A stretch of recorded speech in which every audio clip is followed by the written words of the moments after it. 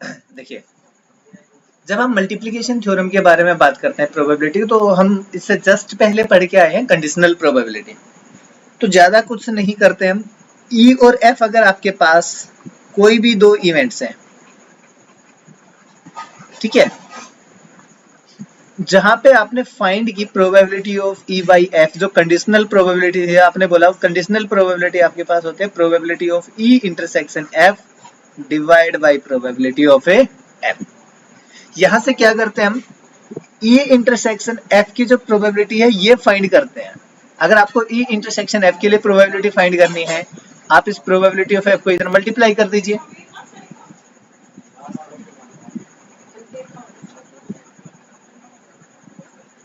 Probability of E intersection F is equals to probability of f multiply by probability of e by f।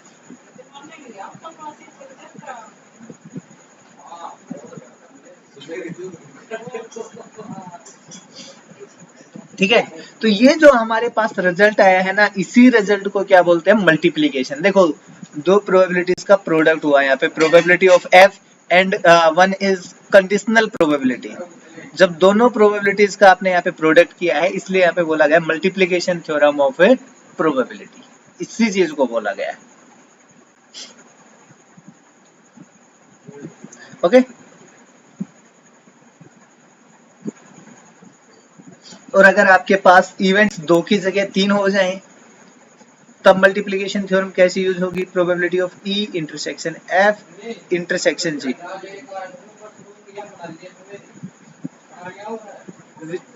Probability of E, probability of F by E and probability of G E intersection F. ठीक है, और इन चीजों को कई बार ये लिख देते हैं probability of E into probability of F by E into probability of G, और इस ई इंटरसेक्शन एफ को ऐसे लिख देते हैं, तो इससे कंफ्यूज नहीं होना।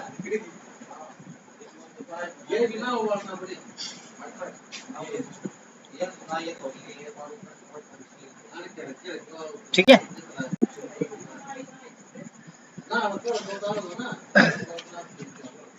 अब देखो,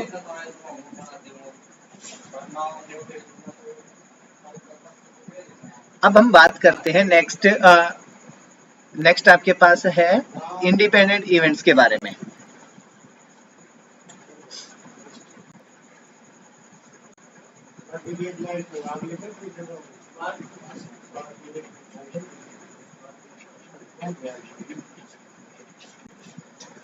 देखो, इंडिपेंडेंट इवेंट्स के बारे में बात करते हैं। इंडिपेंडेंट का सिंपल सा मीन्स क्या है भाई, अगर आपके पास ई और एफ कोई भी दो इवेंट हैं, इंडिपेंडेंट का मीन्स पहले अगर इवेंट ई अगर होता है तो एफ के अगर होने पे इस ई का कोई भी इफेक्ट नहीं आता।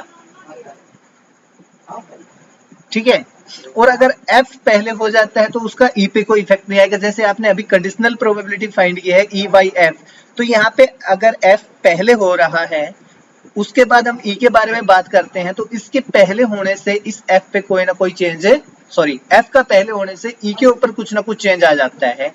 तो अगर ये चेंज ना आए तो उसको हम बोलते हैं इंडिपेंडेंट इवेंट्स। अगर आप इसको बोलोगे तो इंडिपेंडेंट इवेंट्स क्या है, two events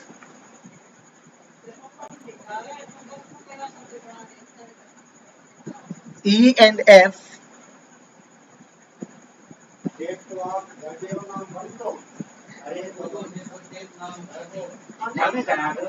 such that the probability of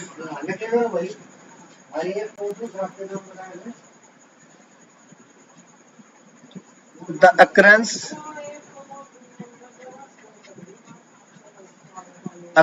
of one of them is not affected by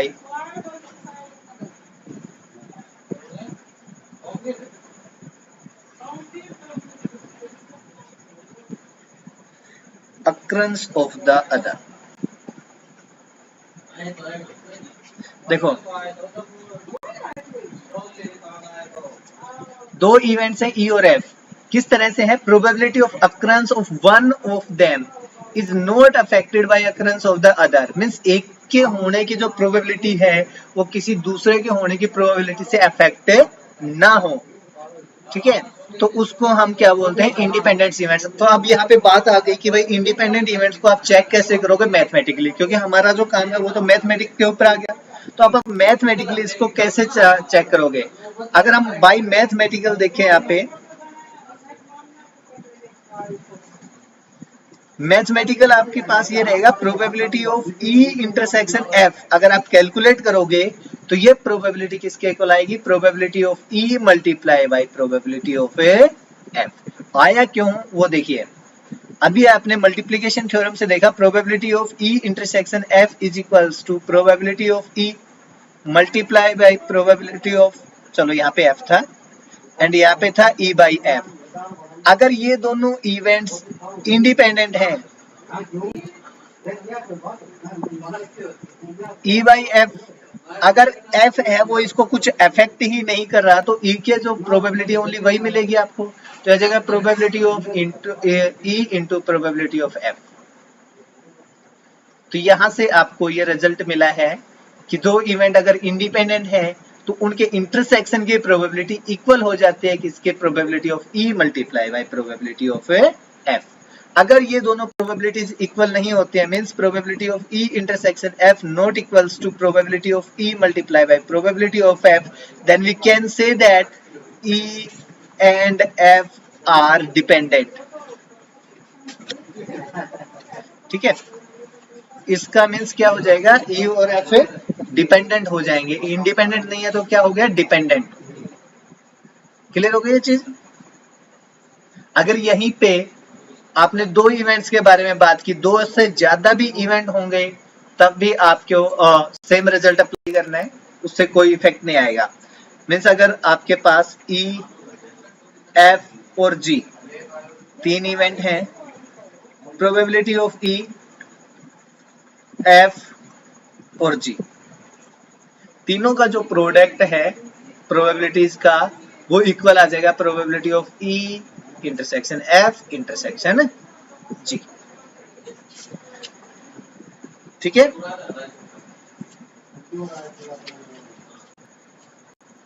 अब देखिए इससे अगर हम आगे चलते हैं तो इसमें दो एग्जांपल्स के नाम से आपके पास रिजल्ट हैं जिनके प्रूफ आपको पता होना चाहिए और प्रूफ के साथ उनके रिजल्ट्स आपको याद भी होने चाहिए। अगर आप एनसीईआरटी बुक्स में देखोगे तो एनसीईआरटी बुक में है example number 13।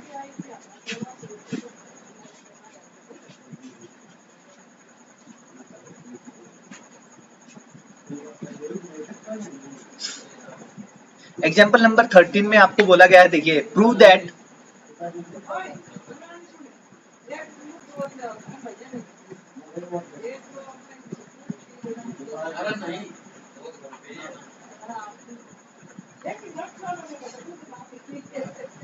prove that if E and F are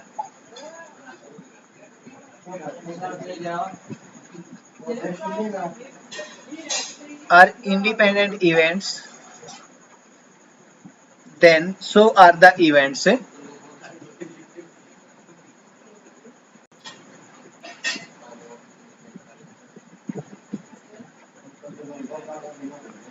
E and F dash. F dash का मीन्स क्या हो गया भाई, ये हम बोल रहे हैं कंप्लीमेंट।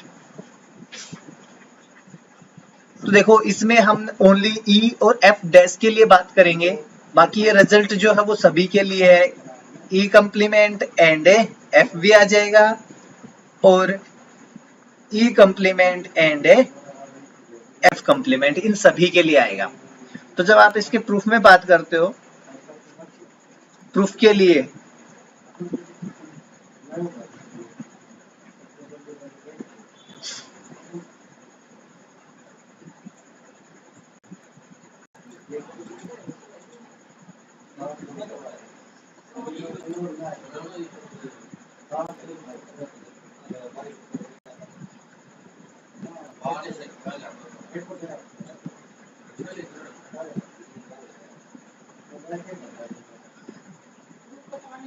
इन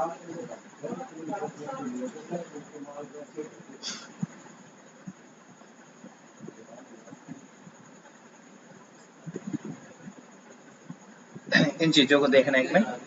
अगर हमारे पास ये इवेंट ई ले लेते हैं, इसको इवेंट एफ कंसिडर करते हैं, तो यहाँ पे जो आ रहा है हमारा ये हो गया ई इंटरसेक्शन एफ। और अगर इस चीज को देखें तो यहाँ पे ये क्या है आपके पास, ई इंटरसेक्शन एफ कंप्लीमेंट, और ये जो आपके पास है ये है ई का कंप्लीमेंट इंटरसेक्शन एफ। ठीक है, अब देखो आपके पास ये बोला गया है E and F are independent.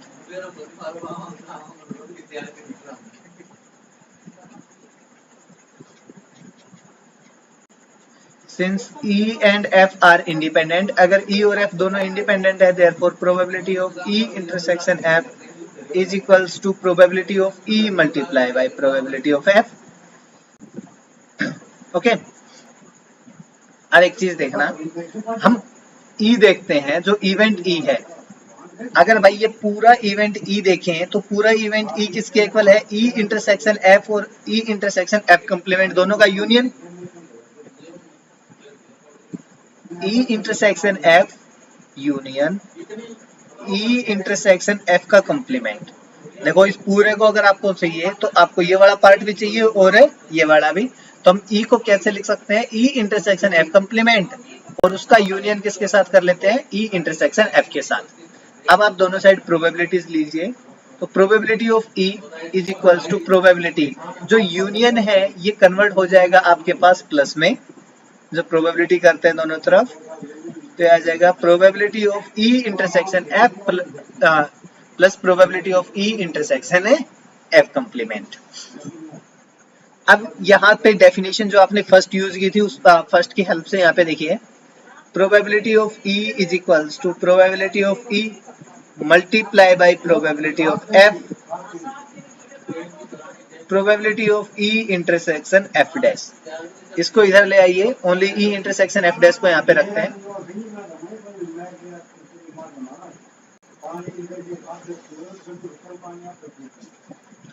Probability of E intersection F dash, दोनों जगह से प्रोबेबिलिटी ऑफ E कॉमन लीजिए भाई। प्रोबेबिलिटी ऑफ E कॉमन लेंगे तो यहाँ पे आएगा 1 minus probability of F which is equals to probability of E intersection F dash. अब ये जो 1 माइनस प्रोबेबिलिटी ऑफ F है इसको क्या लिख सकते हैं, probability of E multiply by probability of F complement which is equals to probability of E intersection F complement. तो देखिए आपके पास probability of E intersection F complement था, वो किसके इक्वल हो गया, probability of E multiply by probability of F complement. और यही तो डेफिनेशन थी आपके पास इंडिपेंडेंट इवेंट्स के लिए, तो यहाँ से हम बोल सकते हैं E and F complement are, E and F complement are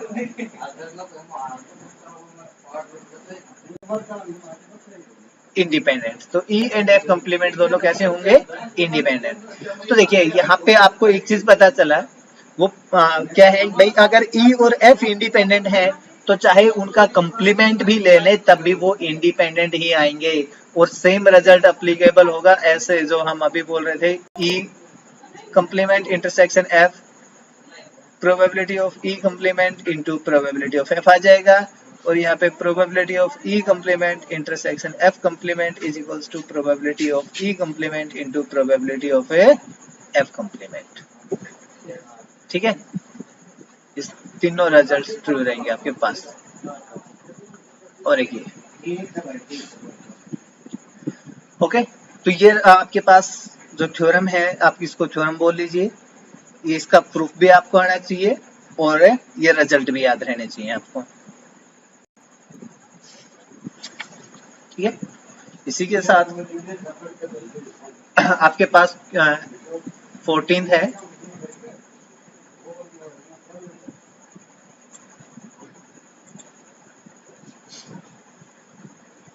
question number 14, sorry example ही है।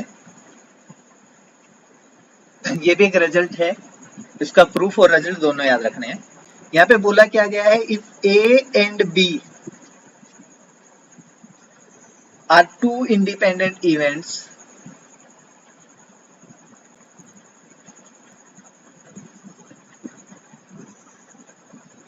ए और बी दोनों इंडिपेंडेंट इवेंट्स हैं, then the probability of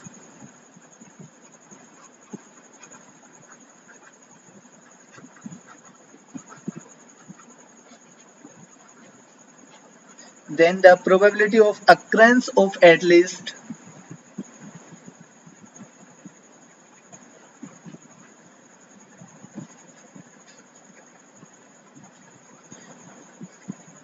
one of A and B is given by 1 minus probability of A complement into probability of a B complement। देखिए बोला क्या गया है, सबसे पहले वो स्टेटमेंट समझना, उसके बाद हम इसके सॉल्यूशन के बारे में बात करेंगे। अगर A और B आपके पास दो इंडिपेंडेंट इवेंट्स हैं, तो आपसे कहीं पे ये पूछा जाए भाई at least one of A and B, occurrence of at least कम से कम एक या एक से ज्यादा, मीन्स दोनों के बारे में बात करेगा, फिर या तो ए हो या बी या फिर दोनों भी होते हो, उसके बारे में अगर प्रोबेबिलिटी फाइंड करवा रहा है तो उसमें आप क्या करोगे, 1 minus probability of not a into probability of A not be. और ये होगा कैसे, इसके प्रूफ के बारे में बात करें तो आपके पास प्रोबेबिलिटी ऑफ एटलीस्ट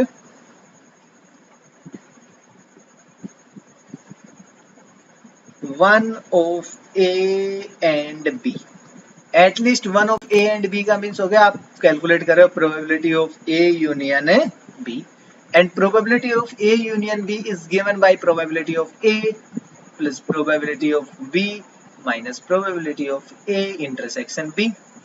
अब आपको गिवन है कि A and B are independent.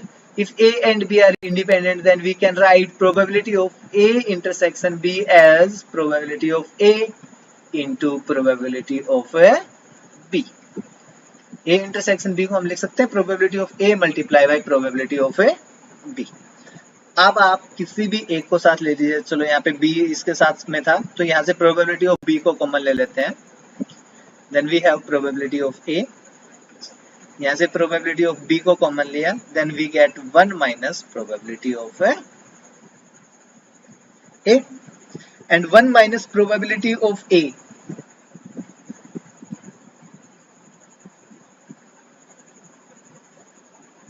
Plus probability of B, और 1 माइनस प्रोबेबिलिटी ऑफ ए को हम क्या लिख सकते हैं भाई, probability of A complement.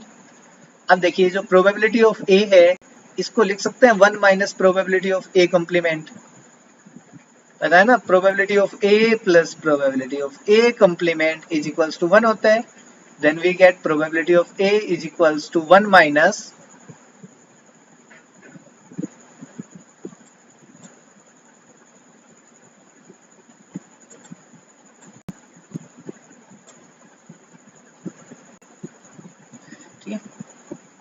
Probability of A is equals to 1 minus probability of A complement. तो भाई इस ए के प्रोबेबिलिटी ऑफ ए किसी के लिख दिया, प्लस में probability of B into probability of A complement.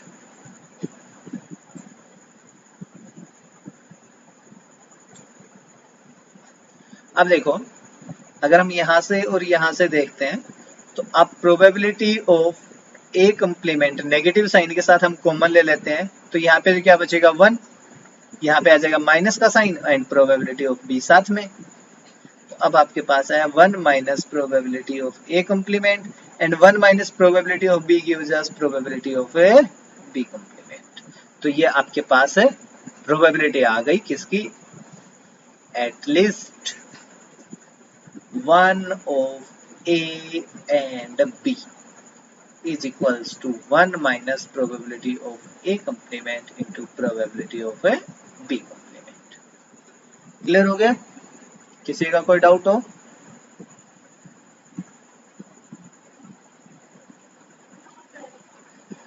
ठीक है, कर दोगे इतना।